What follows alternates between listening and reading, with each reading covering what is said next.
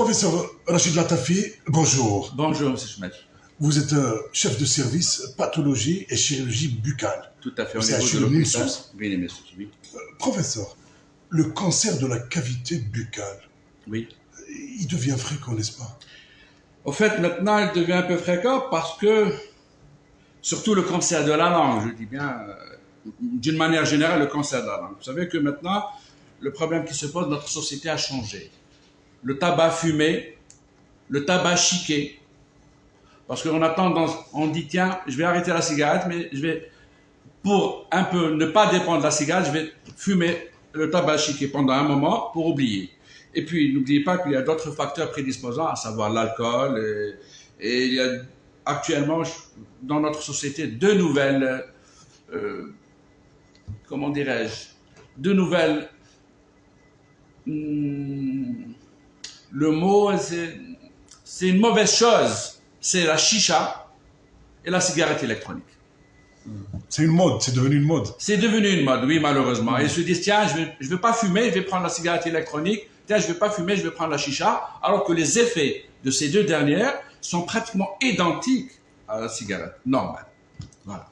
Donc, quand on fume, il y a des dégâts, bien sûr, au niveau des poumons, Oui. mais au niveau de la bouche, la Oui, langue. c'est ça, ça commence d'abord au niveau de la bouche.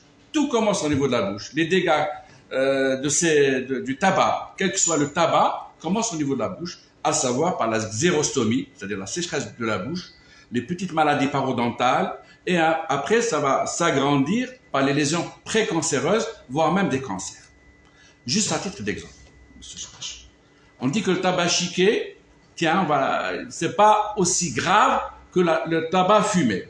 Mais sachez une chose, que le tabac chiqué pendant 30 minutes en bouche, c'est l'équivalent de 4 à 5 cigarettes. Pour vous donner une idée. Et ça, il y a un contact direct avec la muqueuse. Et ça se répercute par des lésions précancéreuses. Et c'est ça le rôle du médecin dentiste, et particulièrement notre spécialité, la pathologie chirurgie buccale.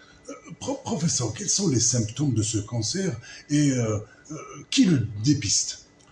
Ben, écoutez, le premier symptôme de ces cancers, je dirais l'ulcération.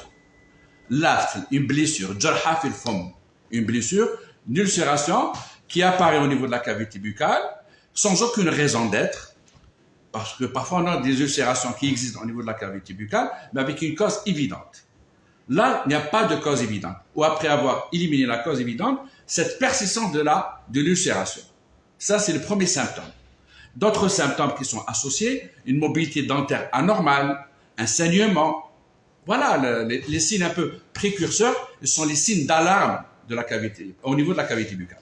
C'est le dentiste qui alerte. Ah oui. Là, je pense que vous avez remarqué, j'ai dit plusieurs fois oui, parce que c'est le médecin dentiste généraliste qui doit voir et qui doit alerter le patient d'une part et qui doit l'orienter vers un service spécialisé. Contrairement, alors je vous donne un exemple, M. Chemèche. Une lésion précancéreuse, par exemple, au niveau de l'organisme. Pour voir cette lésion précancéreuse, il faut l'hospitalisation du patient, une préparation, une prémédication, et faire un examen très approfondi pour voir une lésion précancéreuse. Par contre, nous, au niveau de la cavité buccale, on peut voir cette lésion louche, anormale, à n'importe quel moment. Il suffit d'ouvrir la bouche à la lumière du jour et vous avez la vision directe. Oui. Qu'en est-il du traitement, professeur? Le traitement, tout dépend de l'importance du diagnostic.